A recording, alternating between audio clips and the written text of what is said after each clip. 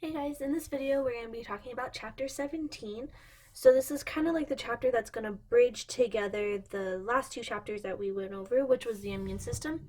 And then after that we're going to start getting into like actual like infections of different organ systems. So let's go ahead and get started.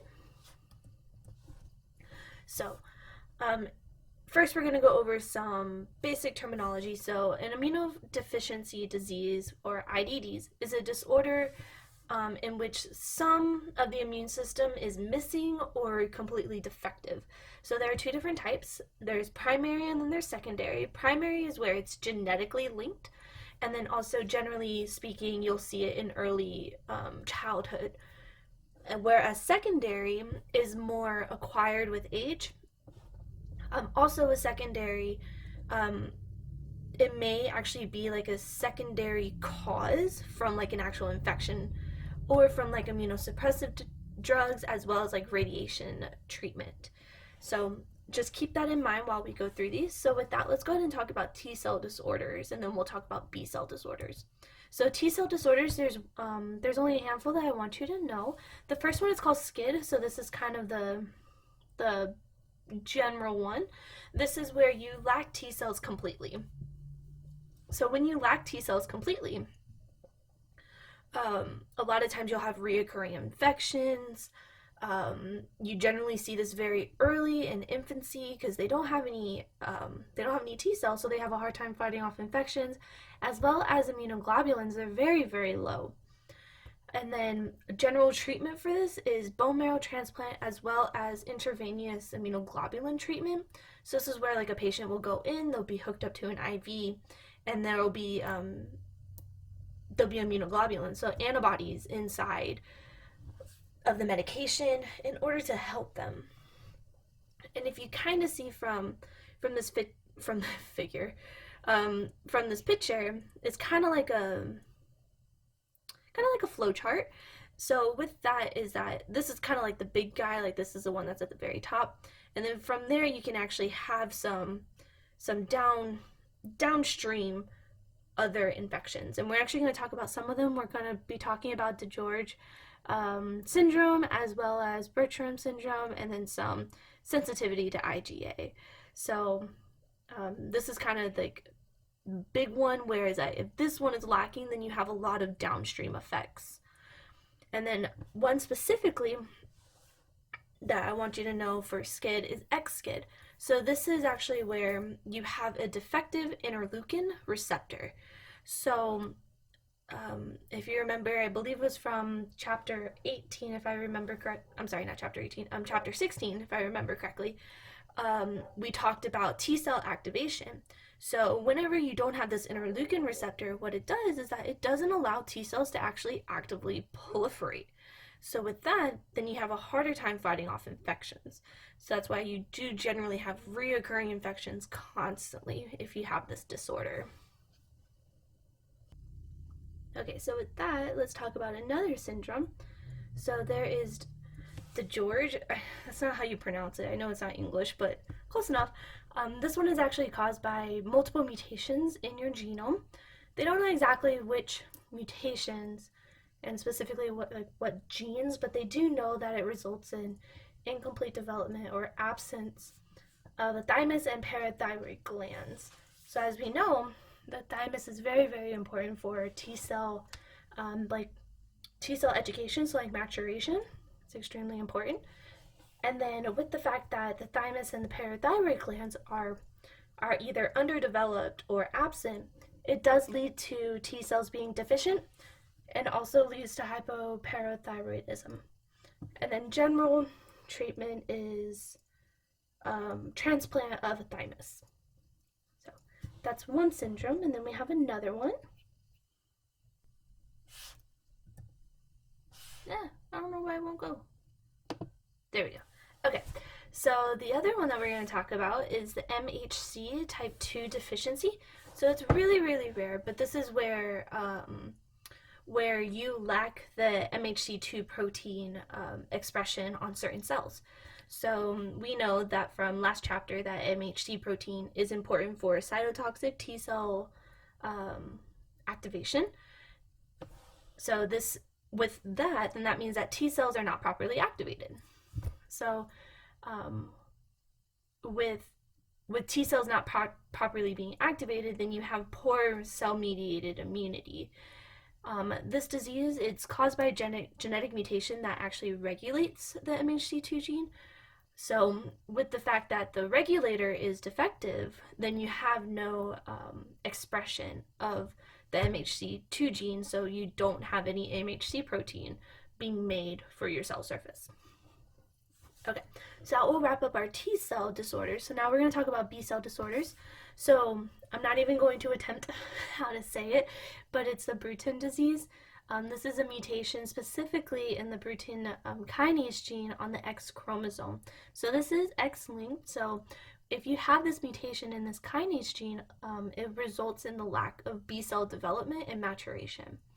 So with the fact that your B cells are deficient, you are unable to make any immunoglobulins. And as a result, then you need to undergo immunoglobulin treatment, as well as that if you have an active infection, you are on a routine case of antibiotics to help treat the infection. So that is with Bruton disease. So next we're going to talk about CVID. So this is generally adult onset. So you generally will see it like in in late 20s, 30s, so generally you won't see this in the childhood. It is pretty common. The cause of it is still unknown as of right now, but if you have CVID, what it does is that it results in your B cells unable to switch classes, so meaning that your B cells are unable to go and differentiate into your different immunoglobulins, so meaning that you have a hard time switching between classes of immunoglobulins, and with that you don't have a lot of antibodies being made. So with that you need to have immunoglobulin treatment. So you have a hard time making your antibodies in this disease. Okay, so next we're going to talk about, I believe we only have 3 more. So the other ones we're going to talk about is hyper IgM syndrome. So this is also a mutation on your X chromosome, specifically with the CD4 ligand. So if you don't have your CD40 ligand, this is where your B cells cannot be activated by helper T cells.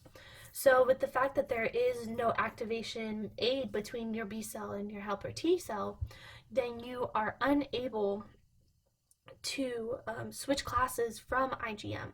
So a lot of times patients, they'll have to undergo immunoglobulin treatment, and then also sometimes even a bone marrow transplant, but it's very, very hard to find a perfect match donor for bone marrow transplant.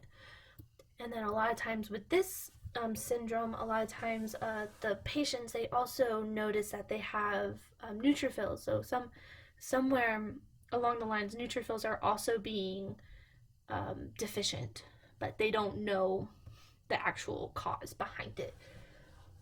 Okay, so with that, let's talk about another immunoglobulin disorder.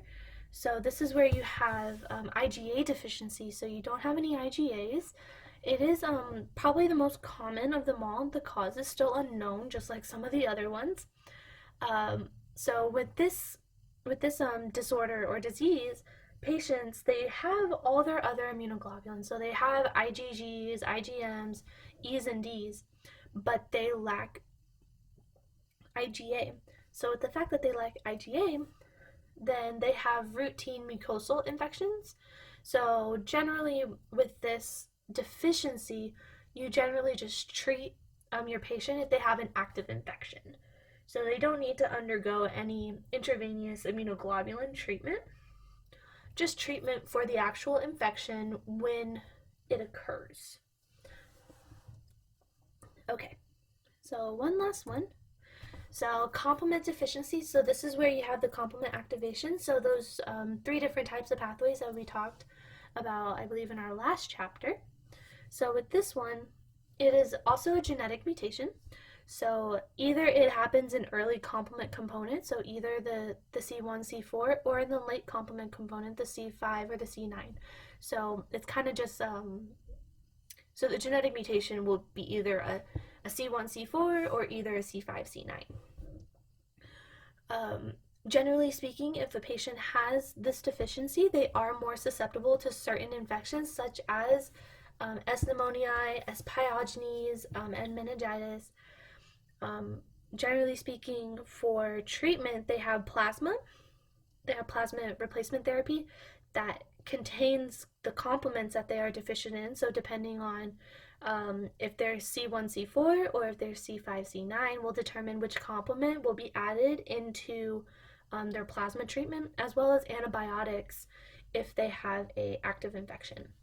With this deficiency, all other aspects of the immune system is intact. So it only has to do with the complement activation. So that's, for the patient, generally speaking, that's really good, because then you don't have to worry about um, like the fact that they're not making antibodies because they're actively making antibodies. Also, you don't have to worry about T cell activation because their T cells are being activated. So on the patient end, that is really good for them. Okay, so with that, now we're going to transition into uh, some vocab, and then we're going to talk a little bit about cancer and some hypersensitivity.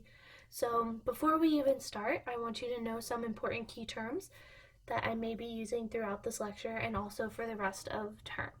So we have benign and malignant tumors. So benign tumors, they're kind of just there. They're not, they are technically considered cancerous, they are, but they are not, I don't want to say that they're not harmful, because they can turn harmful. And also, depending on where they're at, they can actually be rather uncomfortable depending on where they are. But generally speaking, benign tumors, they're located in one area for the most part.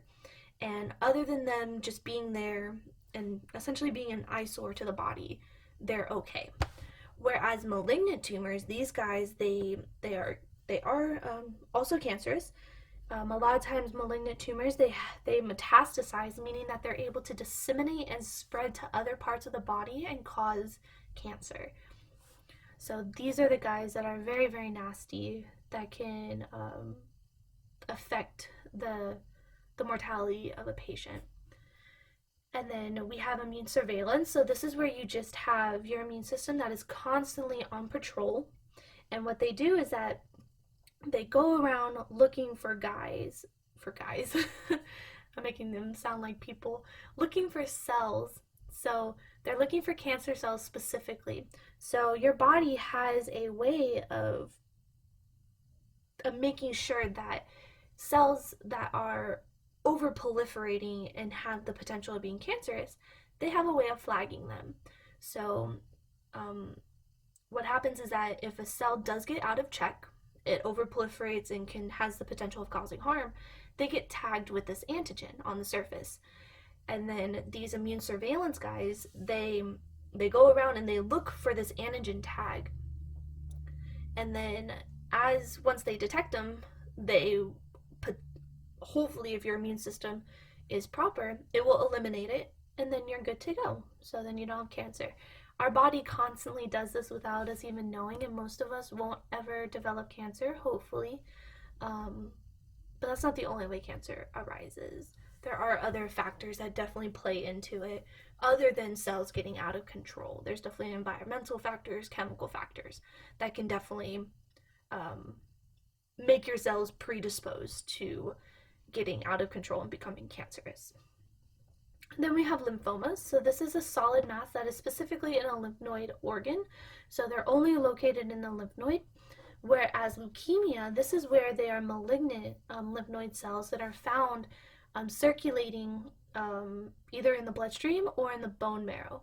There are two different subcategories of leukemia, and that's plasmacytoma. So this is where you have cancer in the plasma cells, and generally speaking, they're found in one site. Whereas multiple myeloma, sorry guys, this is cancer also of the plasma cell, but they are in multiple sites, and they are generally mainly found throughout the bone.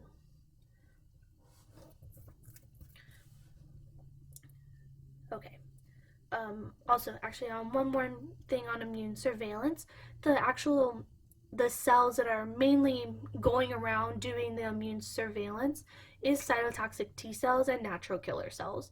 So their whole job is to go around killing cells essentially that aren't that are not good for the host. So just a little side note on that one. Okay, so with that, we have B cell and plasma neoplasmas. So this is where you have activation of oncogenes. Oncogenes are genes specifically linked to cancer. So onca means cancer and gene means part of genome, genetics. So whenever you have B cell and plasma neoplasm, this is whenever these oncogenes, they are activated and they cause proliferation of B cells and plasma cells. And with these oncogenes being activated, the cell does not have their apoptosis signal. So with the fact that the cell misses their apoptosis signal, they lead to cancer. And there's multiple types of cancers that it can lead to. There's a few listed right there, but the main one that I want to talk about is the chronic lymphocytic leukemia. So this is the most common in our country. What happens with this one is where the regulatory microRNA is deleted. So with a certain part of the RNA being deleted, what it does is that it will overexpress the specific gene, the BCL2 gene. And this BCL2 gene is specifically, the whole purpose of that gene is to prevent apoptosis. So with the fact that the regulatory factor for that gene is gone, apoptosis is inhibited. And with apoptosis not occurring, what it does is that it leads to excessive high numbers of lymphocytes. And that is where you can get leukemia, and it can also progress. Okay, so with that, now we're going to go into another concept of hypersensitivity. I do want you to be able to differentiate between these guys. All of the hypersensitivities involve B cells except for type 4. Type 4 is the only one that involves T cells. So below I have a table that kind of puts the bullet points, just puts them in a nice little table. It's from your book. I thought it was a very, very simple table. But with hypersensitivity, it's very, very mild. So it only lasts for it's like a mild allergic reaction. But in this, if you have a type 1 hypersensitivity, what happens is that you have increased numbers of IgEs. So you have excessive IgEs being produced if you have a hypersensitivity reaction. What it is it's very, very quick onset. Generally, it's a very local reaction. So meaning that, if you have eczema or something, it's generally in one area. So a lot of people have eczema on their elbows or in the creases. So that is an example of hypersensitivity type 1. So let me actually just flip to the next slide. So as you see, it's kind of just rashes. That's for the most part what will happen. So it's kind of like an allergic reaction. So such as if you get hay fever, that's a type 1 hypersensitivity reaction. Type 2, this involves the blood type, the Rh factor found in blood. So this will occur whenever an antibody binds to an antigen on a cell surface. It's specifically that Rh factor. Ooh, excuse me. So the antigen on the blood is that Rh. So generally speaking, anti-Rh, so Rh negative antibodies, they're not made until you're exposed. So that's why generally it happens during pregnancy for first-time moms, because they haven't been exposed to it, but maybe the baby is Rh positive. So it generally occurs during pregnancy, and it involves the Rh factor or Rh antibody. Okay, so with that, type 3, so this occurs whenever an antibody binds to an antigen and it creates this complex. And then from there, what it does is that it will activate a complement pathway, that will cause tissue damage. So let me go to that slide. So you have the antibody, which is the green, and then you have the antigen, which is like these little red dots. What will happen is that they'll just constantly bind, create this complex. So like it kind of looks like to me it looks like cacti. So it looks like a string of cacti, and then from that a complement will be activated, and then from there is increased inflammation and everything, and then increased tissue damage because of that complement activating a complement pathway. Because as we know, complement pathways, one result from a complement pathways is inflammation, and then if you have excessive inflammation, that leads to tissue damage. Okay, so with that we have one more, so that's type 4. So type 4 hypersensitivity, it's specific to T cells, whereas all the other three are more B cell related. This one is where T cells are triggered to increase inflammation, and with increased inflammation, you have tissue damage. So kind of like type 3, but a little different. So with type 4, what happens is that you have T cell activation, and then from there, the T cell will be like, I want more inflammation, and then he'll call in inflammation cells. So inflammation cytokines, anything and everything that can cause inflammation. And then whenever there is increased inflammation, you'll have necrosis, so you'll have tissue death, and then you'll have apoptosis, which is cell death. An example of this is poison ivy, actually. So if you have a poison ivy allergy, you're prone to hypersensitivity type 4. So this is just where T cells, what they do is that they will promote inflammation, and with promoting inflammation, it promotes tissue damage. Okay, so with that, we're going to take a little sidestep, and we're going to go into lost my train of thought. Autoimmunity and organ transplants. So self-tolerance, I kind of just want you to know the concept of it. I'm not too concerned about self-tolerance, but this is where B cells and T cells, they learn not to react to self-antigens. So essentially they become tolerant. So think of like if you're taking a medication, so like a painkiller or something. You realize that over time of taking a painkiller, you need to take more over time in order to get the same result that you did initially. So it's kind of the same thing that happens between these B cells and T cells, where they become tolerant to each other, and they no longer react. So with that, T cells, they become self-reacted and are deleted in the thymus. So if they develop self-tolerance, they're no longer useful in a way.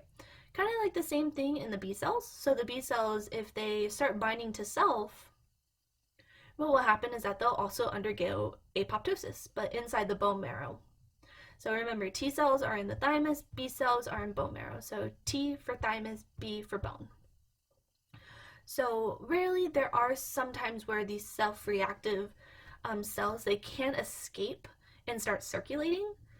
It's not very common because our body is very, very good at detecting these guys, where essentially, this sounds kind of bad, but where these cells become lazy and they don't want to do their job anymore because they're not going around activating the cells that they should be activating. But sometimes self-tolerance can actually be induced by an infection. And then with an infection, you can form an autoimmune reaction. So that would be an example of secondary immunodeficiency. But I just want you mainly to know the concept of self-tolerance.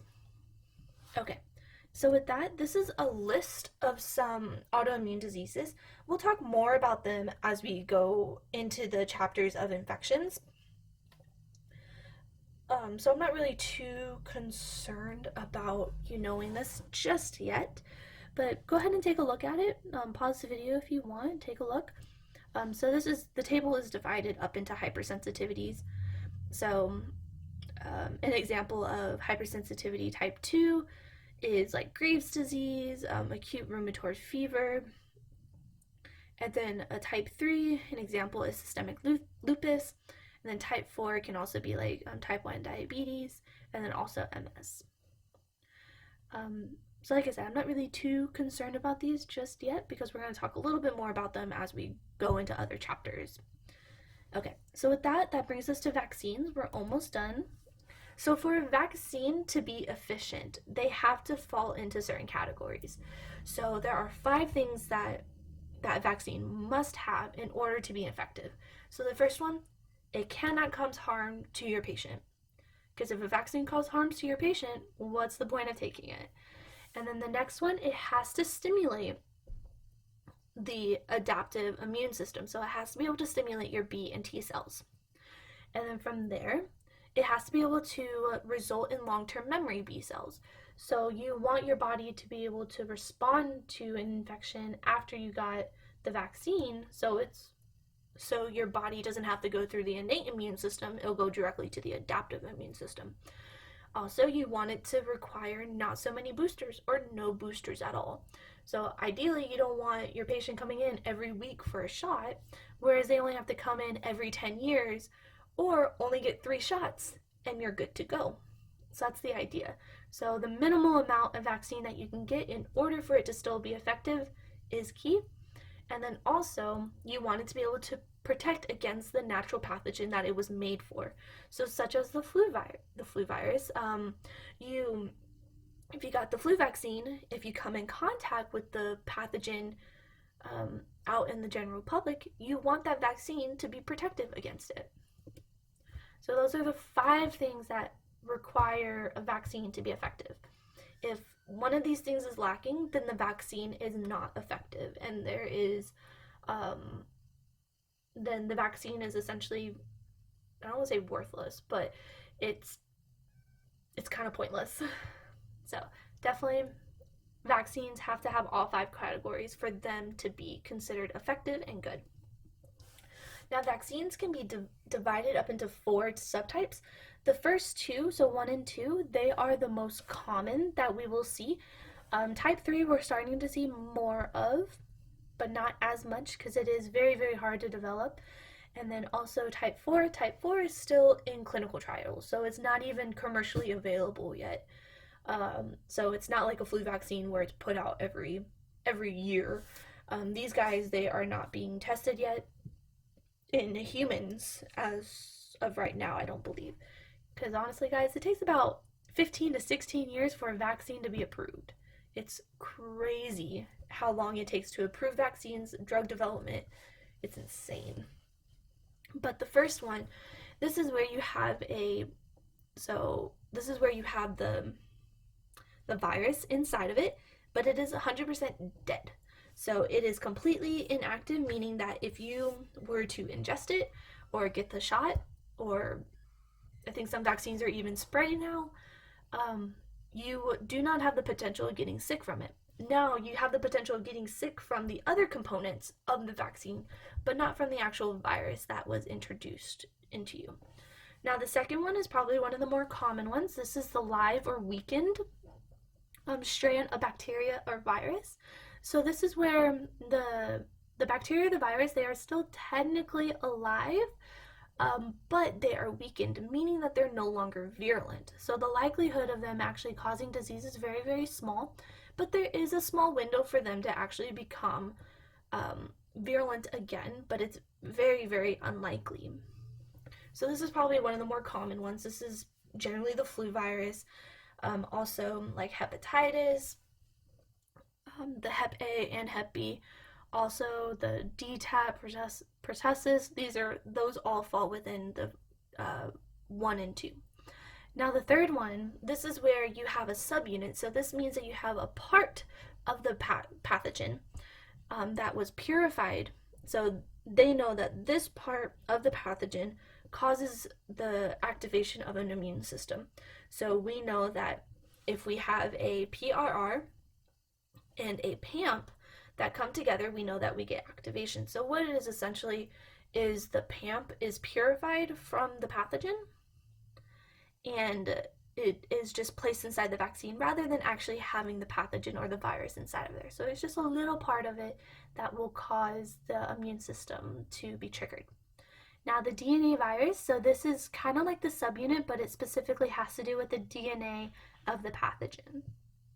So this is very, like I said, it's still in clinical trials. They're still trying to figure out drug targets. It's very much in its infancy of development. So with that, I have a few tables that kind of just show some different types of vaccines. Some of these we've already all have personally, like most of us have probably had like the meningitis. Some of us may even had the flu, the pertussis if you work with kids or if you have kids. So the next few tables are just showing you some examples of disease and vaccine types, as well as like how are they administered and when is the proper time frame to give it. So depending on the vaccine depends on when somebody will get it. So most of our vaccines are done by the time we're 18 for the most part. And then normally we get another round of vaccines whenever we're older, because at that point our immune systems are not as robust as they are right now. So it kind of just depends. Also, the tables also divide up what type of vaccine they are. So whole cell killed, so that means that is the type 1 that we talked about. So that's the plague and cholera. Whereas the type 2 is like tuberculosis. And then the acellular vaccines. So this specifically has to do with bacteria, but this also kind of lumps in together with the type 2. And then here's just another one specifically for, so this one down below is for viruses. So a lot of us have had the Hep A as well as like Hep B. Some of us have had our DTaP, so that is like the diphtheria, tetanus, pertussis in it, I believe. So sometimes vaccines can be lumped together, which is good because that means less shots. So if you don't like needles like me, then that's a good thing. And then here's just another table that also shows it. So these are all the virals. So Hep B is specifically like the subunit type. Same thing with human papilloma. Also with the influenza, they're actually starting to just try to use the subunit part rather than using the live weakened strand of the virus. But it's still under development, meaning that it is in clinical trials, so it's not commercially available yet. Okay, so with that, we have one more concept, which is herd immunity. So herd immunity is the idea of protecting the immune weak. So theoretically speaking, let's say that we have a population of 100. And let's say 10 people of that population are not able to be vaccinated because of medical reasons. Like they actually can't have a vaccine because it could actually potentially cause harm to them. So the idea is that if you have 10 people that are unable to be vaccinated, but then the other 90 are all vaccinated, then those 90 will create a herd immunity to protect the immune weak. So kind of as you see right here. So the idea is that all of these guys, all the blue people, they are vaccinated, whereas the red guys, they cannot be vaccinated. And then it creates a herd immunity because if the population itself is not sick, then the immune weak will not get sick. But as we have the anti-vax movement, herd immunity is starting to become weaker and weaker because of it. Now, herd immunity, it also varies between certain pathogens. So it kind of just depends. So some pathogens, herd immunity is great. Other pathogens, herd immunity is kind of pointless. It just depends on the pathogen, just like everything else. It's very variable. So, but the idea is that if majority of the herd, so if majority of the population is vaccinated, then that can reduce disease spreading throughout the herd or the rest of the population. So that's the general idea. Okay, so with that will wrap up our lecture. So we talked about primary and secondary immunodeficiencies, like how to differentiate between them. We talked about specific T cell and B cell disorders, as well as examples, and then how to differentiate between different diseases and potential treatments. We talked about complement diseases, also some key terms when it comes to cancer, different types of hypersensitivity, the type of vaccines, as well as what makes a vaccine. what makes a vaccine effective, and then also what are the 4 different types, and then the concept of herd immunity. So if y'all have any questions, just let me know. If not, I'll see y'all in class.